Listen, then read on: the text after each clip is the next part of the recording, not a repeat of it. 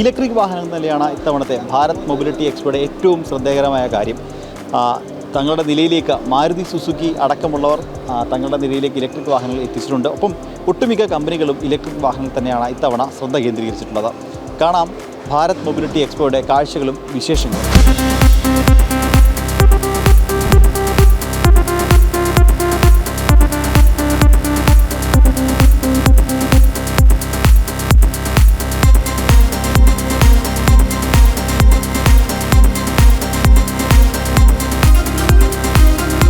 അപ്പോൾ നമ്മളിപ്പോൾ ഉള്ളത് ഡൽഹി ഓട്ടോ എക്സ്പോയിലാണ്. നമ്മളിപ്പോൾ ഉള്ളത് മാരുതിയുടെ പവലിയനിലാണ്. ഇതിൻ്റെ ഏറ്റവും വലിയ ഹൈലൈറ്റ് എന്ന് പറയുന്നത് മാരുതി സുസുക്കി തങ്ങളുടെ ആദ്യത്തെ ഇലക്ട്രിക് വാഹനം പുറത്തിറക്കി എന്നതാണ്. ഈ വിത്താര എന്നാണ് ഈ ഒരു വാഹനത്തിൻ്റെ പേര്. അപ്പോൾ നമുക്ക് ഈ വിത്താരയുടെ കാഴ്ചകളിലേക്കും വിശേഷങ്ങളിലേക്കും പോകാം.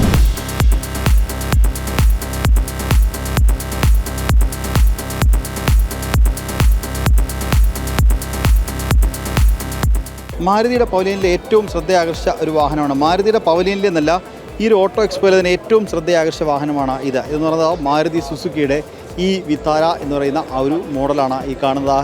അതായത് മാരുതി സുസുക്കിയിൽ നിന്നുള്ള ആദ്യത്തെ ഇലക്ട്രിക് വാഹനമാണ് ഈ വിത്താര എന്ന് പറയുന്നത്. ഈ ഒരു വാഹനമാണ് ഇപ്പോൾ നമ്മളിങ്ങനെ കണ്ടുകൊണ്ടിരിക്കുന്നത്. നേരത്തെ പറഞ്ഞ പോലെ ഈ ഒരു ഓട്ടോ എക്സ്പോയിലെ ഏറ്റവും ശ്രദ്ധയാകർഷിച്ച വാഹനം, എല്ലാവരും വെയിറ്റ് ചെയ്തിരുന്ന വെയിറ്റഡ് ആയിട്ടൊരു വാഹനമാണിത്. ഇത് നിരവധി പ്രത്യേകതകൾ. നമ്മൾ രണ്ട് ബാറ്ററി ഓപ്ഷനുകൾ ഈ ഒരു വാഹനം അവൈലബിൾ ആണെന്നുള്ളതാണ് ഏറ്റവും വലിയൊരു സവിശേഷത.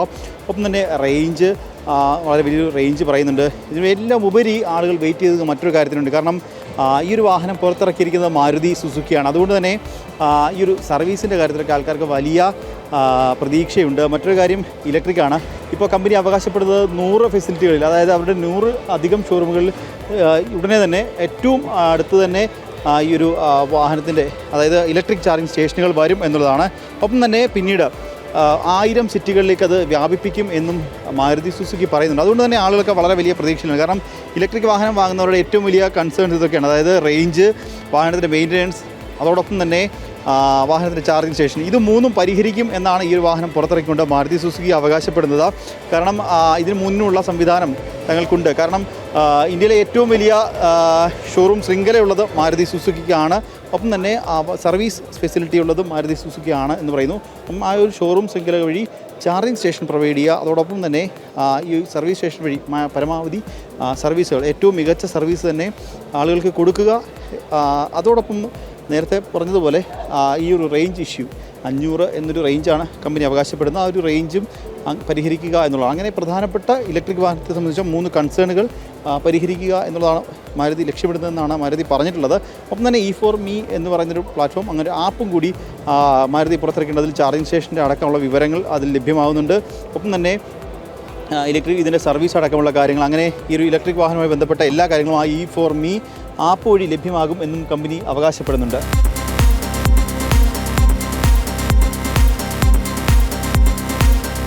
മുൻഭാഗത്തെ ഡിസൈനിലേക്ക് വന്നാൽ മാരുതി വാഹനങ്ങൾക്ക് സമാനമായ ഡിസൈനൊക്കെ പലയിടത്തും ഉണ്ടെങ്കിലും പക്ഷേ കംപ്ലീറ്റായിട്ട് മറ്റൊരു ഡിസൈനാണ് വാഹനത്തിൽ നൽകിയിട്ടുള്ളത്. അതായത് ഈ ഭാഗമൊക്കെ ഉണ്ടോ, ഇവിടെ വേറൊരു ഡിസൈനാണ് നൽകിയിട്ടുള്ളത്. അതായത് ഒരു EV എന്ന് തോന്നിക്കുന്ന രീതിയിലുള്ള ഡിസൈനാണ് ഇവിടെ നൽകിയിരിക്കുന്നത്. ഒപ്പം തന്നെ ഇവിടെ മനോഹരമായൊരു DRL നൽകിയിട്ടുണ്ട്.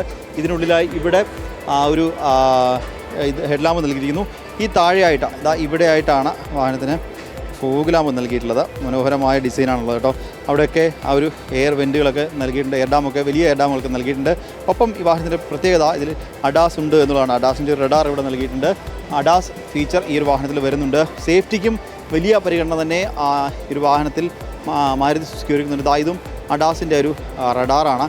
മറ്റൊരു ഏറ്റവും വലിയൊരു പ്രത്യേകത, നമ്മളെല്ലാ വാഹനങ്ങളിലും കാണുന്നത് 6 എയർ ബാഗ് ആണെങ്കിൽ ഈ ഒരു വാഹനത്തിൽ 7 എയർ ബാഗുകളാണ് മാരുതി സുസുക്കി നൽകുന്നത്. 7 എയർ ബാഗുകൾ, അതായത് സാധാരണ എയർ ബാഗുകൾ വരുന്നതിൽ നിന്നും വ്യത്യാസമായി. സാധാരണ എയർ ബാഗുകൾ വരുന്നത് നമുക്ക് ഈ ഒരു മുൻഭാഗത്തും വശങ്ങളിലും ഒക്കെയാണ് സാധാരണ എയർ ബാഗുകൾ വരുന്നത്. എന്നാൽ ഇത് കാലിന് പ്രൊട്ടക്ഷൻ നൽകുന്നതിന് വേണ്ടി താഴെ നിന്നും ഒരു എയർ ബാഗ് കൂടി വരും എന്ന് മാരുതി പറയുന്നുണ്ട്.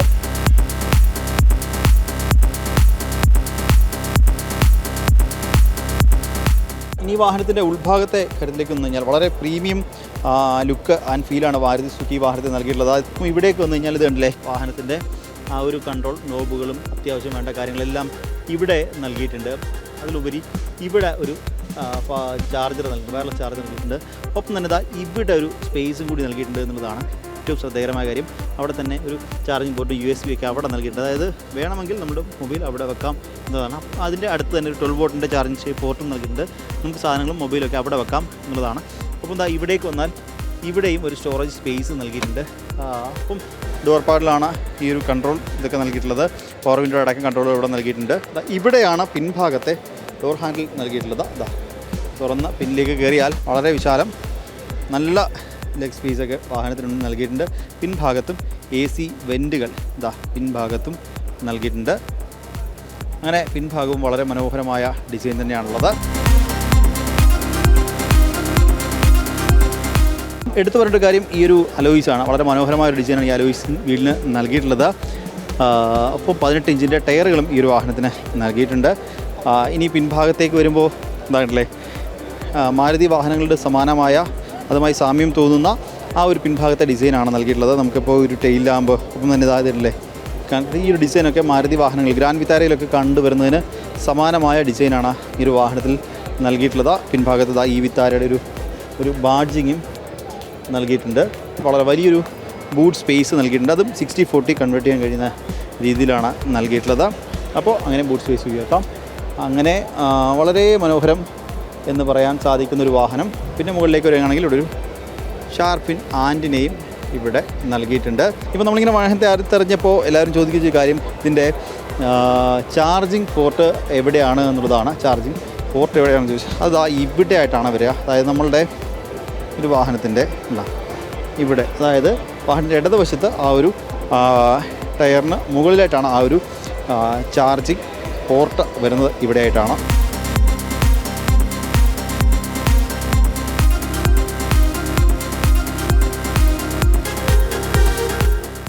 മറ്റു കാര്യം ഇതാണ് അതിൻ്റെ ഒരു പ്ലാറ്റ്ഫോം എന്ന് പറയുന്നത്. അതായത് നമ്മളുടെ ഈ വിത്തരയുടെ പ്ലാറ്റ്ഫോം ഇതാണ് ഇലക്ട്രിക് സപ്ലൈ യൂണിറ്റ്. നമ്മൾ നേരത്തെ കണ്ടു ഈ മുൻഭാഗത്ത് ഇടതുവശത്തായിട്ടാണ് വാഹനത്തിൻ്റെ ഒരു പവർ, അതായത് നമ്മൾ ചാർജിങ് സോക്കറ്റ് വരുന്നത്, അതായത് ചാർജിങ് പോർട്ട് വരുന്നത് അവിടെയാണ്. അവിടെ നിന്ന് അകത്തേക്ക് വരുന്നത് ഇവിടെയൊക്കെ ഒരു പിന്നുണ്ട്. അവിടെ നിന്ന് ഈ ഒരു ഇലക്ട്രിക് പവർ യൂണിറ്റിലേക്ക് എത്തും. അവിടെ നിന്ന് ഇതാണ് ഈ ആക്സിൽ, വാഹനത്തിൻ്റെ മോട്ടർ ഇതാണ് ഇവിടേക്ക് എത്തും. ഇതാണ് വാഹനത്തിൻ്റെ ആ ഒരു ബാറ്ററി പാക്ക് എന്ന് പറയുന്നത്. 2 ബാറ്ററി ഓപ്ഷനുകളിൽ, അതായത് 49 കിലോ വാട്ടിൻ്റെയും 61 കിലോ വാട്ടിൻ്റെയും അങ്ങനെ 2 ബാറ്ററി ഓപ്ഷനുകളിൽ ഒരു വാഹനം ലഭ്യമാണ്. അപ്പോൾ അതുകൊണ്ട് തന്നെ ഇതാണ് നമ്മുടെ ഒരു ഈ വിത്താരയുടെ ആ ഒരു പ്ലാറ്റ്ഫോം ഇങ്ങനെയാണ് വരുന്നത്.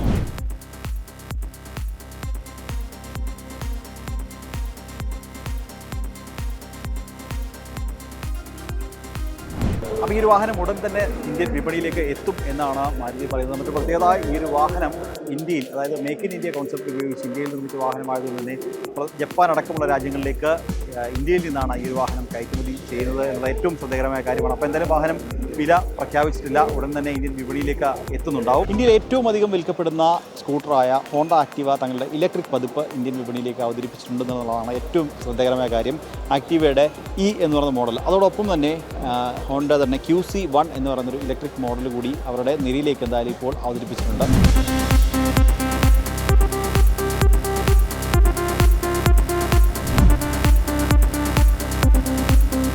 ഫ്യൂച്ചറിസ്റ്റിക് ഡിസൈനാണ് ഈ വാഹനത്തിനുള്ളത് എന്ന് പറയാൻ സാധിക്കും. ഇവിടേക്ക് വന്നു കഴിഞ്ഞാൽ ഇവിടെ ഇതുണ്ടോ ഒരു DRL നൽകിയിട്ടുണ്ട്. ഇത് താഴേക്ക് വന്നു കഴിഞ്ഞാൽ ഹെഡ് ലാമ്പ് ഇവിടെയാണ്. ഹെഡ് ലാമ്പിൻ്റെ ഇരുവശങ്ങളിലുമായി ഒരു ടേൺ ഇൻഡിക്കേറ്ററൊക്കെ നൽകിയിട്ടുണ്ട്. വളരെ മനോഹരമായ ഡിസൈനാണ് ഈ ഒരു വാഹനത്തിന് നൽകിയിട്ടുള്ളത് എന്ന് പറയാൻ സാധിക്കും. ഇനി നമ്മൾ താഴേക്ക് വന്നു കഴിഞ്ഞാൽ മനോഹരമായൊരു അലോയ് വീലാണ് ഈ ഒരു വാഹനത്തിനുള്ളത്. അപ്പം വശക്കാഴ്ചയിലേക്ക് വരുമ്പോൾ വളരെ മനോഹരമായ ഒരു ക്യൂട്ട് ഡിസൈൻ. നിലവിലുള്ള ആക്റ്റീവായി യാതൊരു സാമ്യവും ഈ ഒരു വാഹനത്തിന് നമുക്ക് പറയാൻ സാധിക്കില്ല എന്നാണ് ഉള്ളതാണ് ഏറ്റവും ശ്രദ്ധേയമായ കാര്യം. ഇവിടേക്ക് വന്നു കഴിഞ്ഞാൽ ഇത് കണ്ടോ, ഇവിടെ മൊബൈലൊക്കെ വെക്കുന്ന ഒരു സ്പേസും ഇവിടെ ചാർജറും നൽകിയിട്ടുണ്ട്. ഇവിടെയും ഒരു സ്റ്റോറേജ് സ്പേസ് നൽകിയിട്ടുണ്ട് എന്നുള്ളതാണ്. മുകളിലേക്ക് വന്നു കഴിഞ്ഞാൽ ഇവിടെ ഒരു ടച്ച് സ്ക്രീൻ ഇൻഫോർടൈൻമെൻറ്റ് സിസ്റ്റം നൽകിയിട്ടുണ്ട്. അത് നമ്മൾ ഒലയിലും ഏതെങ്കിലുമൊക്കെ അതിന് സമാനമാണ്. ഇവിടേക്ക് വന്നു കഴിഞ്ഞാൽ ഈ ടച്ച് സ്ക്രീൻ കൺട്രോൾ സ്വിച്ചുകൾ ഇവിടെ നൽകിയിരിക്കുന്നു. ഇതല്ല, ഇവിടെ കുറേ നമ്മുടെ ഹോൺ ലൈറ്റ് ഒക്കെ ആയിരിക്കും. ഇവിടെയും നമ്മുടെ റിവേഴ്സ് ഉണ്ട്. ഒപ്പം തന്നെ വാഹനം സ്റ്റാർട്ട് ചെയ്യുന്നതിനുള്ള സ്വിച്ചും നൽകിയിട്ടുണ്ട് എന്നുള്ളതാണ്. ഇനി ഈ വാഹനത്തിൻ്റെ ഏറ്റവും ശ്രദ്ധേയകരമായ കാര്യം എന്താണെന്ന് ചോദിച്ചാൽ ഇത് സ്വാപ്പബിൾ ബാറ്ററി ഓപ്ഷനിലാണ് ഈ ഒരു വാഹനം വരുന്നത് എന്നുള്ളതാണ് ഏറ്റവും ശ്രദ്ധേയകരമായ കാര്യം. അതായത് നമുക്ക് 2 ബാറ്ററി ഈ ഒരു വാഹനത്തിൻ്റെ സീറ്റിനുള്ളിൽ 2 ബാറ്ററി വരുന്നുണ്ട്. ആ ബാറ്ററി നമ്മൾ റിമൂവ് ചെയ്തതിന് ശേഷം ഇതുണ്ടോ ഇങ്ങനെ ഹോണ്ട ഈ ടെക്നോളജി ഉള്ള ചാർജിങ് സ്റ്റേഷനുകളുണ്ട്. ആ ചാർജിങ് സ്റ്റേഷനുകളിൽ പോയി നമുക്ക് അതിനൊരു ടാഗ് ഉണ്ടാവും. ആ ടാഗ് ഉപയോഗിച്ചിട്ട് നമ്മൾ ബാറ്ററി ആ ടാഗ് വേവ് ചെയ്തതിന് ശേഷം ബാറ്ററി അതിനുള്ളിൽ ഇട്ടിട്ട് നമുക്ക് ആവശ്യമുള്ള ബാറ്ററി ഇതിൽ നിന്ന് എടുത്ത് വാഹനത്തിൽ ഉപയോഗിക്കാൻ സാധിക്കും. അങ്ങനെ സ്വാപ്പബിൾ ബാറ്ററി ഓപ്ഷനാണ്. അതാകുമ്പോൾ നമ്മൾ ചാർജ് തീർന്നാൽ എവിടെയെങ്കിലും ഈ ചാർജിങ് പോയിൻ്റുള്ള സ്ഥലത്ത് പോയി നമ്മൾ വാഹനം ചാർജ് ചെയ്താൽ മതി.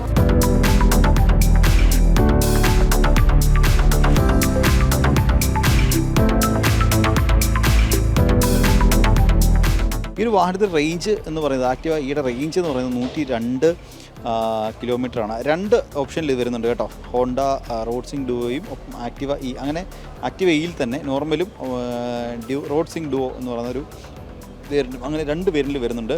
അതിൽ നേരത്തെ പറഞ്ഞ രണ്ടിലും 102 കിലോമീറ്ററാണ് റേഞ്ച് വരുന്നത്. 0 to 60 എത്താൻ 7.3 സെക്കൻഡാണ് ആവശ്യമുള്ളത്. അപ്പം ഈ 2 മോഡൽ നോക്കുകയാണെങ്കിൽ മാക്സിമം ടോർക്ക് എന്ന് പറയുന്നത് 22 ന്യൂട്ടൺ മീറ്ററാണ് എന്നുള്ളതാണ്. പിന്നെ മറ്റൊരു കാര്യം വരുന്നത് പ്രധാനപ്പെട്ടമായി ഇതിൻ്റെ ഡയമെൻഷൻസിലേക്ക് വരികയാണെങ്കിൽ വാഹനത്തിൻ്റെ ലെങ്ത് എന്ന് പറയുന്നത് 1854 മില്ലിമീറ്ററാണ്. വാഹനത്തിൻ്റെ വിഡ്ത്ത് എന്ന് പറയുന്നത് 700 mm ആണ്. ഹൈറ്റ് എന്ന് പറയുന്നത് 1125 mm ആണ്. വീൽ ബേസ് എന്ന് പറയുന്നത് 1110 mm ആണ് വാഹനത്തിൻ്റെ വീൽ ബേസ് എന്ന് പറയുന്നത്. ഇതിലുള്ള ഉപയോഗിച്ച മോട്ടർ എന്ന് പറയുന്നത് അതായത് 6 കിലോവാട്ടിൻ്റെ മോട്ടറാണ് 2 വാഹനത്തിലും ഉപയോഗിച്ചിട്ടുള്ളത് എന്നുള്ളതാണ്.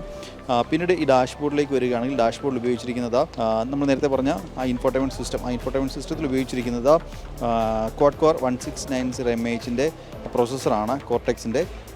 അതിൻ്റെ സ്റ്റോറേജ് 32 GB കപ്പാസിറ്റി ഉണ്ട്. 6 GB റാമാണ് അതിൽ ഉള്ളത്. OS എന്ന് പറയുന്നത് ആൻഡ്രോയിഡ് ഓപ്പൺ സോഴ്സ് OS ആണ്. ആൻഡ്രോയിഡിൻ്റെ ഓപ്പൺ സോഴ്സ് OS ആണ് അതിൽ ഉപയോഗിച്ചിട്ടുള്ളത്.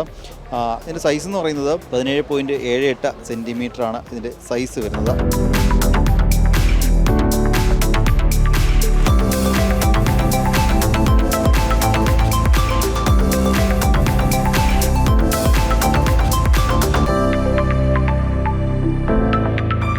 പിന്നീട് ഇതിൽ 3 മോഡുകൾ അവൈലബിൾ ആണ്. റൈഡിംഗ് മോഡ്സ് 3 എണ്ണം ഇതിൽ അവൈലബിൾ ആണ്. എക്കോണമി, സ്റ്റാൻഡേർഡ്, സ്പോർട്ട് അങ്ങനെ 3 ഡ്രൈവ് മോഡുകൾ അവൈലബിൾ ആണ്.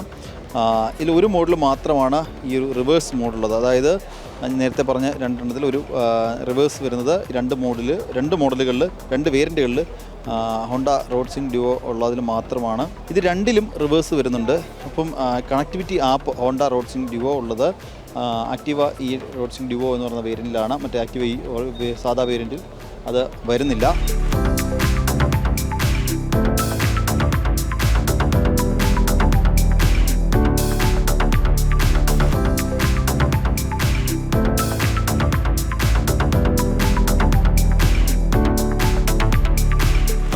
ഇനി ആക്റ്റീവയുടെ QC1 എന്ന് പറയുന്ന വേരിയൻറ്റിലേക്ക് വരികയാണെങ്കിൽ അതിൻ്റെ റേഞ്ച് എന്ന് പറയുന്നത് 80 കിലോമീറ്ററാണ്. ടോപ്പ് സ്പീഡ് എന്ന് പറയുന്നത് 50 ആണ്. 0 to 40 എത്താൻ വേണ്ടി 9.4 സെക്കൻഡാണ് ആവശ്യമുള്ളത്. ഇതിൻ്റെ മാക്സിമം ടോർക്ക് എന്ന് പറയുന്നത് 77 ആണ്. അപ്പം ഇതിൻ്റെ ഡയമെൻഷൻസ് നോക്കുകയാണെങ്കിൽ 1826 ലെങ്ത്തും വിഡ്ത്ത് എന്ന് പറയുന്നത് 701 mm അപ്പം ഹൈറ്റ് എന്ന് പറയുന്നത് 1129 mm ആണ്. വീൽ ബേസ് എന്ന് പറയുന്നത് 1275 mm ആണ് ഇതിൻ്റെ വരുന്നത്. മോട്ടർ വരുന്നത് മോട്ടർ ടൈപ്പ് BLDC മോട്ടറാണ് ഈ വാഹനത്തിൽ വരുന്നത്. അതിൻ്റെ പവർ എന്ന് പറയുന്നത് 1.8 കിലോവാട്ടിൻ്റെ മോട്ടറാണ്. BLDC മോട്ടറാണ് ഈ ഒരു വാഹനത്തിൽ വരുന്നത് എന്നുള്ളതാണ്. അപ്പം ഇതിലെ ബാറ്ററി എന്ന് പറയുന്നത് സ്വാപ്പബിൾ ബാറ്ററി ഓപ്ഷൻ അല്ല, നമ്മൾ ചാർജ് ചെയ്യുന്ന ഓപ്ഷനാണ്. അതുകൊണ്ട് തന്നെ ബാറ്ററി ടൈപ്പ് വരുന്നത് ലിഥിയം അയൺ ബാറ്ററിയാണ്. 1.5 കിലോവാട്ടിൻ്റെ ലിഥിയം അയൺ ബാറ്ററിയാണ്. IP67 റേറ്റഡ് ആണ്. അപ്പം ഇതിൻ്റെ മറ്റൊരു കാര്യങ്ങൾ നേരത്തെ LED ആണ് ലൈറ്റുകളും ഹെഡ്ലൈനും ടെയിൽ ലാമ്പും ഇൻഡിക്കേറ്ററുകളും എല്ലാം LED ആണ് എന്നുള്ളതാണ്. പിന്നെ ഇതിൻ്റെ സ്ക്രീൻ സൈസ് വരുന്നത് 12.70 സെൻറ്റിമീറ്ററാണ്. LCD സ്ക്രീനാണ്. 5 ഇഞ്ചിൻ്റെ LCD സ്ക്രീനാണ് വരുന്നത്. അപ്പം അതും IP65 water and dust resistance ആണ് ഉള്ളത്. അപ്പോൾ 2 ഡ്രൈവ് മോഡുകളുണ്ട്. അതായത് എക്കോണമി, സ്റ്റാൻഡേർഡ് അങ്ങനെ 2 ഡ്രൈവ് മോഡുകളും ഈ ഒരു QC1 ഹോണ്ട ഉൾപ്പെടുത്തിയിട്ടുണ്ട്.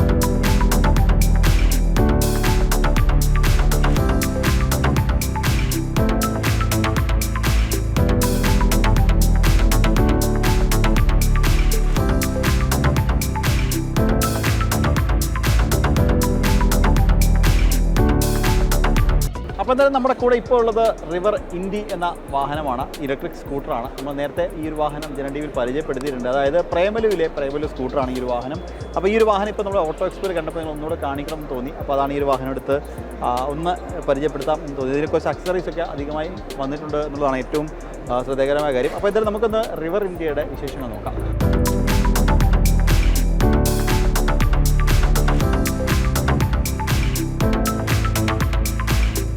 നമ്മൾ നേരത്തെ പറഞ്ഞ പോലെ ഈ SUV എന്ന് പറഞ്ഞാൽ സ്പോർട്സ് യൂട്ടിലിറ്റി വെഹിക്കിൾ അല്ല, സ്പേസ് യൂട്ടിലിറ്റി വെഹിക്കിൾ എന്നുള്ളതാണ്. അപ്പോൾ ഈ വാഹനത്തിൽ സ്പേസാണ് ഏറ്റവും പ്രധാനപ്പെട്ട കാര്യം. ആദ്യം നമുക്ക് ഈ ഒരു ഇതിലേക്ക് പോകാം, അതായത് സീറ്റിനുള്ളിലെ സ്പേസിലേക്ക് പോകാം.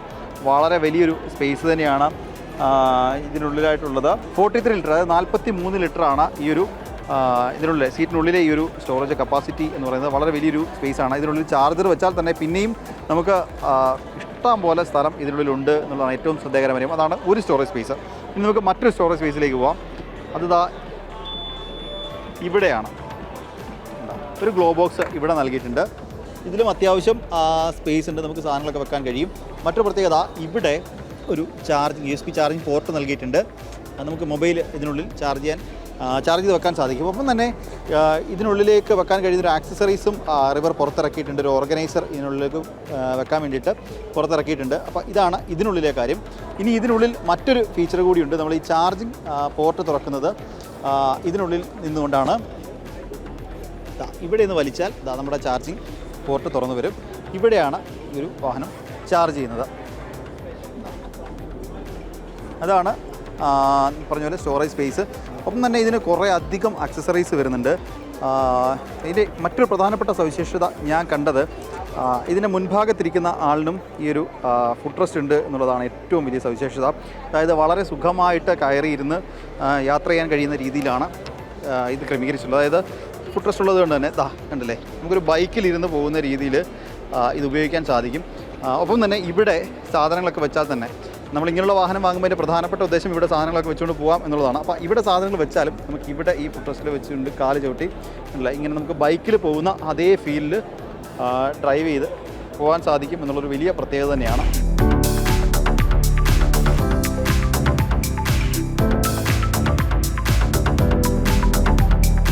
നേരത്തെ പറഞ്ഞ പോലെ ഇതിൽ കുറേ അധികം ആക്സസറീസ് ഉണ്ട്. ഇത് കണ്ടോ, ഇത് മുൻഭാഗത്ത് നമുക്ക് എന്തെങ്കിലും സാധനങ്ങളൊക്കെ വെക്കുന്നതിനുള്ള ഇത് ആവശ്യം കഴിയുമ്പോൾ തിരിച്ച് ഊരി മാറ്റാൻ കഴിയുന്ന രീതിയിലാണ് ഇത് ക്രമീകരിച്ചിട്ടുള്ളത്. അപ്പോൾ മുൻഭാഗത്തേക്ക് വന്നാൽ ഇതൊരു ആക്സസറീസാണ്. ഇതിലേക്ക് വന്നാൽ ഇതൊരു ആക്സസറിയാണ്, ലൈറ്റാണ്. അങ്ങനെ കുറേ അധികം ആക്സസറീസ് ഉണ്ട്. മറ്റൊരു പ്രധാനപ്പെട്ട കാര്യം ഇവിടെ നൽകിയിരിക്കുന്ന ഇതാണ്. ഇത് നമുക്ക് മൊബൈൽ ഫോൺ വെക്കുന്നതിനൊരു ആക്സസറീസ് നൽകിയിട്ടുണ്ട്. അത് മൊബൈൽ ഫോൺ ഇതിനകത്ത് നമുക്കിത് ഓപ്പൺ ചെയ്ത് ഇതിനകത്ത് വെക്കാൻ സാധിക്കും.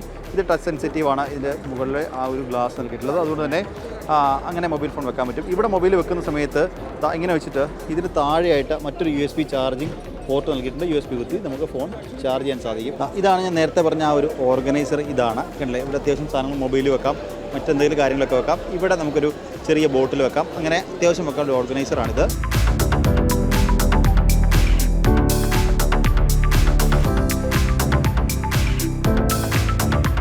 അപ്പോൾ ഇതിൻ്റെ ഏറ്റവും വലിയൊരു പ്രത്യേകത എന്ന് പറഞ്ഞത് ഇത് 14 ഇഞ്ച് ടയറാണ് ഈ വാഹനത്തിൽ വരുന്നത്. അതായത് ആദ്യമായാണ് ഒരു ഇലക്ട്രിക് സ്കൂട്ടറിൽ 14 ഇഞ്ച് ടയർ വരുന്നത് ആദ്യമായാണ്. അങ്ങനെ 14 ഇഞ്ച് ടയറാണ് ഈ ഒരു വാഹനത്തിലുള്ളത് എന്നുള്ളതാണ് ഏറ്റവും വലിയ പ്രത്യേകത. ഇനി ബാറ്ററിയിലേക്ക് വന്നു കഴിഞ്ഞാൽ 4 കിലോ വാട്ടിൻ്റെ ബാറ്ററിയാണ് ഈ ഒരു വാഹനത്തിൽ വരുന്നത്. 4 കിലോ വാട്ടിൻ്റെ ബാറ്ററിയാണ് ഈ വാഹനത്തിൽ വരുന്നത്. ഒപ്പം തന്നെ ചാർജിങ് ടൈം എന്ന് പറയുന്നത് 5 മണിക്കൂറാണ്. 750 വാട്ടിൽ 5 മണിക്കൂറാണ്. 0 to 80 വരെ എത്താൻ 5 മണിക്കൂർ സമയമെടുക്കും. ഫാസ്റ്റ് ചാർജിങ് ഈ ഒരു വാഹനത്തിൽ സപ്പോർട്ടഡ് ആണ്. ഇനി ഈ വാഹനത്തിൻ്റെ പവറിലേക്ക് വന്നു കഴിഞ്ഞാൽ riding mode 3 eco, ride, rush അങ്ങനെ 3 ഡ്രൈവിംഗ് മോഡുകൾ ഈ ഒരു വാഹനത്തിന് ഉണ്ട്. അപ്പം ടോപ്പ് സ്പീഡ് എന്ന് പറയുന്നത് 90 km/h ആണ് റഷ് എന്ന് പറയുന്ന ആ ഒരു മോഡിലുള്ളത്. റൈഡിലേക്ക് വന്നാൽ 80, എക്കോയിലേക്ക് വന്നാൽ 50 km/h അങ്ങനെ സ്പീഡാണ് ഈ വാഹനത്തിലുള്ളത് എന്ന് പറയാം. ആക്സിലറേഷൻ 3.7, 0 to 40 40 വരെ എത്താൻ 140 എത്താൻ. റഷ് മോഡിലാണെങ്കിൽ 3 സെക്കൻഡ് 3.7 സെക്കൻഡാണ് മതിയാകുക. പിന്നീട് മറ്റൊരു പ്രധാനപ്പെട്ട കാര്യം എല്ലാവരും ചോദിക്കാനുള്ളത് ഇതിൻ്റെ റേഞ്ചാണ്. 161 കിലോമീറ്ററാണ് ഈ ഒരു ഇന്ത്യൻ ഡ്രൈവ് സർക്കിൾ, അത് ഇന്ത്യയിൽ ഈ ഒരു വാഹനം ഓടിച്ചാൽ കിട്ടുന്ന ആക്ച്വൽ റേഞ്ച് 161 കിലോമീറ്ററാണ്. അതാണ് ARI സർട്ടിഫിക്കറ്റ് ചെയ്ത ആ ഒരു റേഞ്ച്. പക്ഷേ കമ്പനി അത് അവകാശപ്പെടുന്നില്ല. അവർ 110 കിലോമീറ്ററാണ് ഈ ഒരു വാഹനത്തിന് റേഞ്ച് കമ്പനി അവകാശപ്പെടുന്നത്. ARI സർട്ടിഫിക്കറ്റ് ചെയ്തത് ആണെങ്കിൽ പോലും അവർ ഇന്ത്യയിലെ സാധാരണ കണ്ടീഷൻ നോക്കിയിട്ട് അതിനനുസരിച്ചിട്ടാണ് ഈ ഒരു വാഹനത്തിൻ്റെ ഡ്രൈവ് മോഡ് അല്ലെങ്കിൽ ആ ഒരു റേഞ്ച് പറഞ്ഞിരിക്കുന്നത്. അപ്പോൾ അതുകൊണ്ട് തന്നെ ഇപ്പോൾ വാഹനത്തിൻ്റെ റേഞ്ച് എന്ന് പറയുന്നത് 110 കമ്പനി പറയുന്നത്.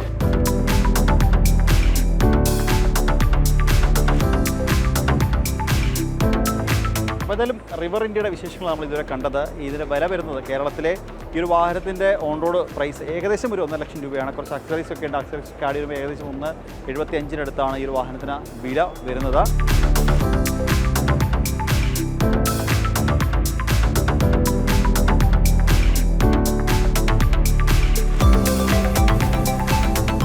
ഓട്ടോ എക്സ്പോയിലെ ഏറ്റവും വലിയൊരു സവിശേഷത എന്ന് പറഞ്ഞാൽ ഇന്ത്യൻ കമ്പനികൾ നിരവധി ഉണ്ട് എന്നുള്ളതാണ്. അപ്പോൾ അത്തരത്തിൽ നമ്മൾ വന്ന സമയത്ത് കണ്ടൊരു ബ്രാൻഡാണ് ഡിപ്ലോസ് മാക്സ് എന്ന് പറഞ്ഞൊരു വാഹനം. ന്യൂമറസ് എന്ന് പറഞ്ഞൊരു കമ്പനിയുടെ ഡിപ്ലോസ് മാക്സ് എന്ന് പറഞ്ഞൊരു വാഹനമാണ്. വളരെ രസകരമായൊരു ഡിസൈനാണ് ഈ വാഹനത്തിലുള്ളത്. ഇതിൻ്റെ മുൻഭാഗത്ത് ഒരു ടൈപ്പ് ഓഫ് ഡിസൈൻ, പിൻഭാഗത്തേക്ക് വരുമ്പോൾ നമുക്ക് വേറൊരു ടൈപ്പ് ഓഫ് ഡിസൈൻ വരുന്ന ഒരു ക്യൂട്ട് ഡിസൈൻ. ഇതിൽ ഏറ്റവും വലിയ പ്രത്യേകത ഇത് പൂർണ്ണമായും മേക്ക് ഇൻ ഇന്ത്യ പദ്ധതിയിലൂടെ ആവിഷ്കരിച്ച ഒരു വാഹനമാണ് എന്നുള്ളതാണ്. നമ്മൾ ഇതുവരെ കണ്ട ഇലക്ട്രിക് സ്കൂട്ടറിൽ നിന്നും വ്യത്യസ്തമായൊരു ഡിസൈനാണ് ഈ ഒരു വാഹനത്തിനുള്ളത് എന്ന് പറയാൻ സാധിക്കും. അവിടേക്ക് വന്നു കഴിഞ്ഞാൽ വളരെ മനോഹരമായ ഡിസൈൻ തന്നെയാണ് ഈ ഒരു വാഹനത്തിനുള്ളത് എന്ന് പറയാം. അപ്പം തന്നെ ഇതിൻ്റെ ചാർജ് ചെയ്യുന്ന ഫെസിലിറ്റിയാണ് ഏറ്റവും രസകരമായ കാര്യം. അതായത് ഈ ഒരു വാഹനം നമുക്ക് സീറ്റിനുള്ളിലാണ് ബാറ്ററി വരുന്നത്. ഇതിന് ഉള്ളിലായിട്ടാണ് ഇങ്ങനെ ക്ലിപ്പ് ചെയ്തുകൊണ്ട് നമുക്ക് ഇത് ചെയ്യാം. ഏറ്റവും വലിയ പ്രത്യേകത നമുക്ക് ഇതിനുള്ളിൽ വെച്ചും ഒപ്പം പുറത്തെടുത്തും ഈ ഒരു ബാറ്ററി ചാർജ് ചെയ്യാൻ സാധിക്കും എന്നുള്ളതാണ് ഏറ്റവും വലിയൊരു സവിശേഷത. അതായത് ഒരേ സമയം തന്നെ വാഹനത്തിൻ്റെ ഉള്ളിൽ വെച്ചുകൊണ്ടും പുറത്തെടുത്തുകൊണ്ടും ചാർജ് ചെയ്യാൻ സാധിക്കും. കാരണം ഇവിടുത്തെ ഊരിയതിന് ശേഷം ഇവിടുന്ന് ഇത് കണക്ട് ചെയ്യുക. ശേഷം നമുക്ക് പുറത്ത് വാഹനത്തിനുള്ളിൽ വെച്ചാണ് ചാർജ് ചെയ്യുന്നത്. ഇവിടുന്ന് ഇത് ചെയ്യുക, കേബിൾ ഇതുവഴി പുറത്തെടുത്ത വാഹനം നമുക്ക് ചാർജ് ചെയ്യാൻ സാധിക്കും എന്നുള്ളതാണ്. ഒപ്പം ചെറിയൊരു സ്റ്റോറേജ് സ്പേസും അവിടെ നൽകിയിട്ടുണ്ട്. ഏറ്റവും വലിയൊരു സവിശേഷത ഉള്ളത് ഈ ഒരു വാഹനം ഏകദേശം 13 ലക്ഷത്തോളം കിലോമീറ്ററുകൾ വാഹനം ഇന്ത്യൻ നിരത്തുകളിൽ ഓടിച്ച്, ഇന്ത്യയിലെ ഡിഫറെൻറ്റ് ടെറൈനുകളിൽ ഓടിച്ച് വാഹനം പരീക്ഷിച്ചു എന്നുള്ളതാണ് ഏറ്റവും വലിയൊരു സവിശേഷത. അതിനെ ആകർഷിച്ചതും ആ ഒരു സവിശേഷത തന്നെയാണ്. കാരണം 13 ലക്ഷം കിലോമീറ്റർ ഓടിച്ചതിന് ശേഷം, അതായത് ഒരു വാഹനമല്ല മൾട്ടിപ്പിൾ വാഹനങ്ങൾ 13 ലക്ഷം കിലോമീറ്ററോളം ഓടിച്ച് അതിൽ നിന്ന് കിട്ടിയ ഫീഡ്ബാക്ക് വെച്ച് അപ്ഡേറ്റ് ചെയ്ത ഒരു വാഹനമാണ് ഈ ഒരു ഡിപ്ലോസ് മാക്സ് എന്ന് പറയുന്നത്. അപ്പോൾ അതുകൊണ്ട് തന്നെ അത്രത്തോളം ഒരു കുറ്റമറ്റ രീതിയിൽ തന്നെ ഈ ഒരു വാഹനം ഇറങ്ങിയിട്ടുണ്ട്. ഈ വാഹനം ഇന്നലെ തന്നെ വിപണിയിൽ ഇറങ്ങിയിട്ടുണ്ട്, അവൈലബിൾ ആയിട്ടുണ്ട്.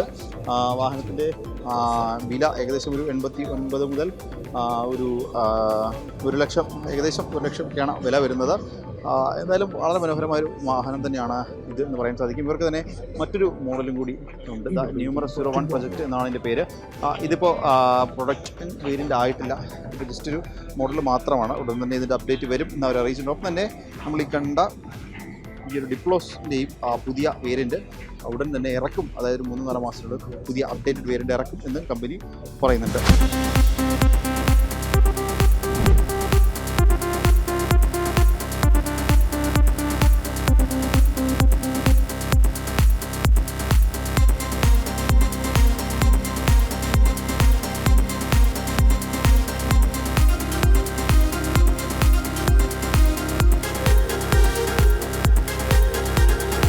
അപ്പോൾ ഓട്ടോ എക്സ്പോയുടെ ഭാരത് മൊബിലിറ്റി എക്സ്പോയുടെ വിശേഷങ്ങളുള്ള പ്രത്യേക ഡിജിറ്റൽ ഇവിടെ പൂർണ്ണമാവുകയാണ്. അപ്പം പുതിയ വാഹനം, പുതിയ വിശേഷങ്ങളുടെ പുതിയ വീഡിയോ കാണാം. ബായ്.